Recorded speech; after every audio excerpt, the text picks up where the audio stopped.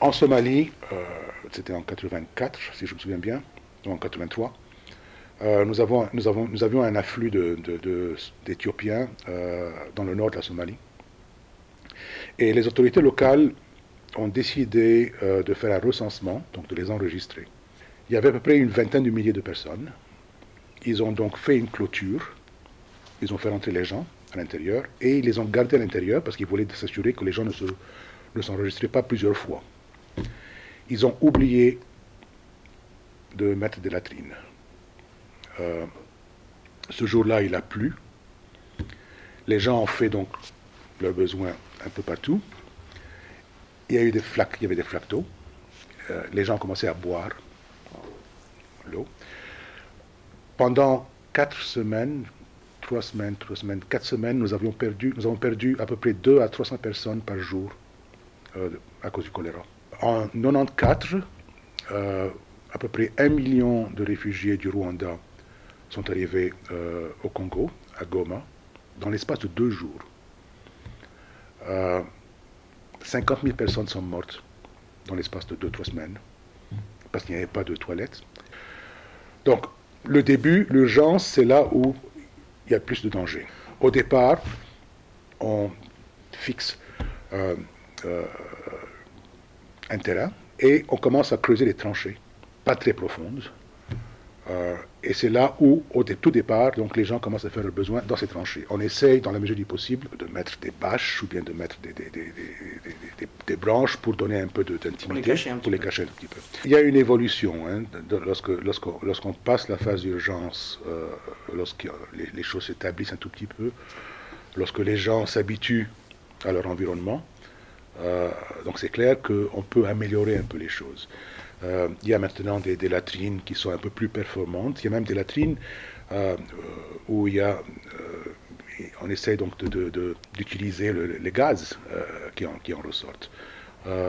Mais c'est important toujours d'avoir de l'eau à proximité. Dans la mesure du possible, on essaye dans les camps de réfugiés de séparer les toilettes pour les hommes de celles des femmes, c'est clair hein, au départ. Et une des choses qu'il faut faire dès que possible, c'est d'avoir de l'éclairage, ce qui n'est pas évident. Donc il faut avoir un groupe électrogène pour le faire. Et de poster des gardes. Donc des personnes qui puissent, donc tant les femmes que les enfants aussi, qui sont aussi vulnérables. Le plus important, c'est la gestion de l'organisation de l'usage des toilettes. Il faut s'assurer d'abord que les réfugiés sont consultés au tout départ. Il faut donc déjà leur poser des questions et savoir quel genre de situation ils avaient chez eux avant. Quels sont les problèmes culturels? Si les toilettes, dans certains pays, avec certaines cultures, sont positionnées d'une certaine manière, les gens ne vont pas les utiliser. Quels sont comment est-ce qu'ils se lavent? Donc, qu'est-ce qu'ils ont besoin? Qu'est-ce qu'ils utilisent là-bas? Deuxièmement, il faut s'assurer qu'il y a un système de gestion des toilettes pour assurer qu'elles sont nettoyées régulièrement, qu'elles sont surveillées, s'il faut donc les vider, les changer, tout ça. Et ça, on le fait avec les réfugiés eux-mêmes. Donc il faut avoir des équipes qui s'en occupent. Les gens ne choisissent pas de se trouver là. Et c'est la même chose que les centaines de milliers de Syriens et d'Irakiens qui arrivent en Europe. Ils ne le font pas pour... on dit que ce sont des migrants. Ce ne sont pas des migrants, ce sont des gens qui fuient la guerre. Et n'ont pas le choix. Hein. C'est pas donc des gens qui se disent, tiens, on va faire du camping.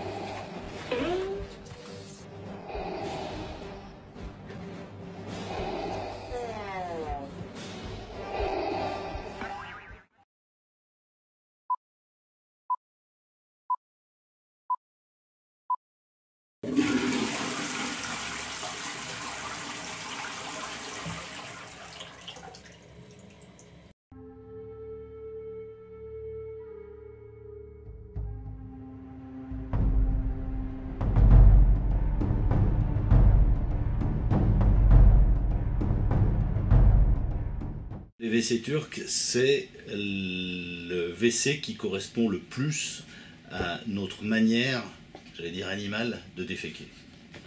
La position de la défécation, devrait être la position qu'on a quand on défèque dans les bois. Et quand vous déféquez dans un bois, vous êtes sur vos pieds, peut-être accroché à une branche, mais en tout cas vos fesses sont plus basses que les genoux, et ça c'est une condition anatomique indispensable à une défécation confortable. Et qu'est-ce qu'il y a de mauvais quand on est en position assise? C'est qu'on y reste. Et si on y reste, qu'est-ce qui se passe? Eh bien, on a toute la pression de l'abdomen qui s'exerce sur le canal anal et qui va pousser progressivement et faire glisser progressivement les paquets hémorroïdaires. Et donc, un des facteurs principaux de la maladie hémorroïdaire, c'est la position assise confortable qu'on a dans les toilettes. Je dis toujours aux gens, vous allez déféquer, vous avez 3 minutes pour déféquer. Vous mettez 2 francs dans le rodateur et il faudrait des sièges éjectables pour virer les gens des toilettes. C'est sûr que c'est plus confortable de lire aux toilettes parce qu'on n'est pas embêté, c'est plus confortable d'avoir son ordinateur aux toilettes, de répondre au téléphone aux toilettes, mais on n'est pas dans une bonne position. Que pensez-vous des toilettes turques? Ça fait faire des squats. Et vous pensez quoi les toilettes turques? Plus confortable, ça dépend des besoins quoi, on va dire. C'est peut-être plus confortable pour certaines choses que pour d'autres. Ouais, pour pisser c'est bien. Est-ce que vous en avez déjà utilisé? Ouais, en voyage.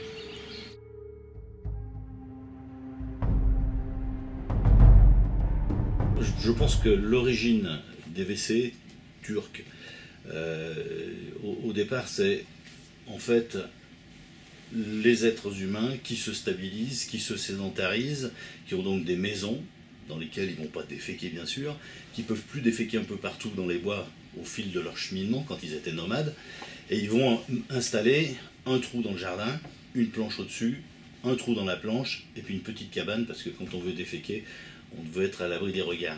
Et puis, à mon avis, c'est l'origine. Alors pourquoi turc? Tout simplement parce que les Ottomans avaient, comme les Romains, une grande culture de l'eau.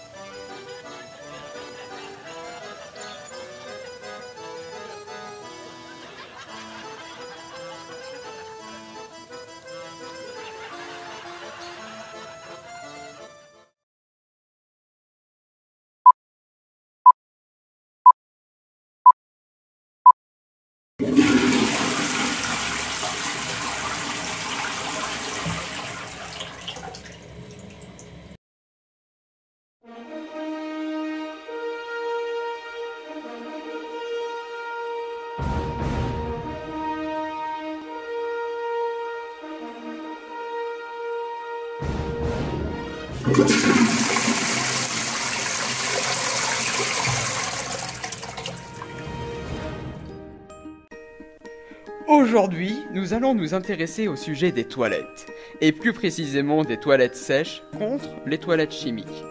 Nous avons mené notre petite recherche sur ces deux sujets, et avons fait notre conclusion personnelle. Nous allons commencer par les toilettes sèches. Voici à quoi ressemble une toilette sèche. Elle est constituée comme une toilette classique, mais a la particularité de ne fonctionner qu'avec de la sciure de bois ou du broyat. Les déchets créés par ces toilettes tombent dans un seau en inox ou en tôle émaillée. Par la suite, ils seront utilisés soit comme compost ou comme biogaz. Il existe aussi un autre système qui permet de ne pas utiliser de seau. et qui a pour but de creuser une fosse et de laisser une année au repos ces déchets afin de créer au bout de 3 ans du compost. Il sera ensuite utilisé la 4e année pour faire pousser des légumes, des fruits, etc. Grâce à ce système très ingénieux, ces toilettes nous permettent de créer un cycle nutritionnel naturel. Elle nous permet d'économiser jusqu'à 12 litres d'eau par utilisation. L'absence de bruit est aussi un avantage considérable. Dans les pays froids, il est aussi très intéressant de noter que ces toilettes ne peuvent pas se boucher à cause du gel causé par l'eau, car elles n'en utilisent pas. Ces toilettes n'utilisent pas d'énergie, ainsi qui est très avantageux pour l'environnement.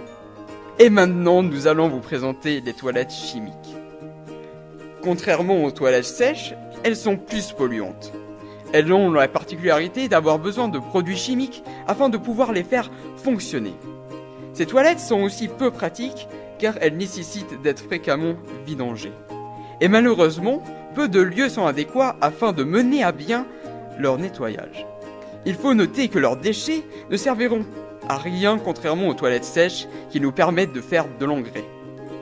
En revanche, les toilettes chimiques bénéficient d'une utilisation plus pratique, ainsi qu'un confort plus agréable que les toilettes sèches. Leurs dimensions sont pratiques car elles nous permettent de pouvoir les transporter sans trop de difficultés.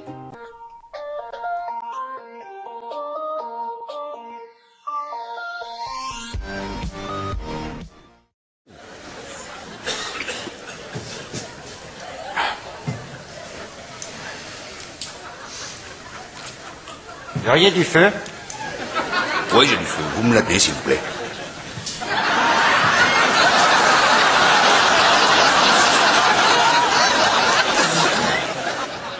Excusez-moi, vous pourriez la tenir 1 minute? Bien sûr.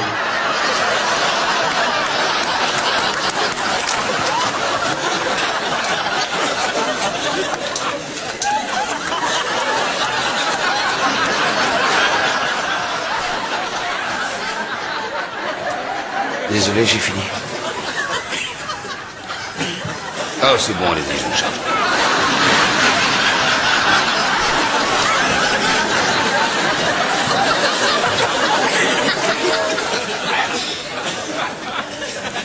J'ai terminé. Moi aussi.